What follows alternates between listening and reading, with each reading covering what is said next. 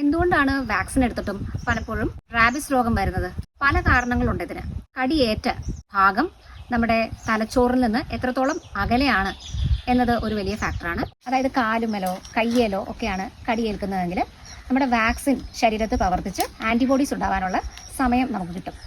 പക്ഷേ മുഖത്തോ കണ്ണിലോ വായിലോ ഒക്കെയാണ് കടിയേൽക്കുന്നതെങ്കിൽ അത് നമ്മുടെ ബ്രെയിനിന് വളരെ അടുത്താണ്. അപ്പം റാബിസ് വൈറസിന് ബ്രെയിനകത്ത് പ്രവേശിക്കാൻ എളുപ്പം സാധിക്കും. അതുപോലെ തന്നെ പ്രതിരോധശേഷി കുറവുള്ള ആളുകളിലും, അതായത് ഇമ്മ്യൂണോ കോംപ്രമൈസ്ഡ് ആയിട്ടുള്ള രോഗികൾ, HIV പേഷ്യൻസ്, അതുപോലുള്ള വേറെ മാരകമായ രോഗങ്ങളുള്ള ആളുകളിൽ വാക്സിൻ എടുത്താലും റാബിസ് വരാനുള്ള ചാൻസസ് ഉണ്ട്. മറ്റൊരു പ്രധാനപ്പെട്ട കാര്യമാണ് മുറിവിൻ്റെ ആഴം, അതുപോലെ തന്നെ വൈറസ് ലോഡ്, അതുപോലെ മുറിവിന് കൊടുക്കേണ്ട ഫസ്റ്റ് എയ്ഡ് എന്നീ കാര്യങ്ങളൊക്കെ ചിലപ്പോൾ ചെയ്യാതിരിക്കുമ്പോഴും വാക്സിൻ ഫെയിലിയർ ഉണ്ടാവാൻ ചാൻസസ് ഉണ്ട്. ആ മുറിവ് സംഭവിച്ചിട്ട് ആ ഭാഗം നന്നായി കഴുകാതെ ഒക്കെ ഇരിക്കുമ്പോഴും വൈറസ് അവിടെ കൂടുതലായിട്ട് ഡെപ്പോസിറ്റ് ചെയ്യാൻ ചാൻസ് ഉണ്ട്.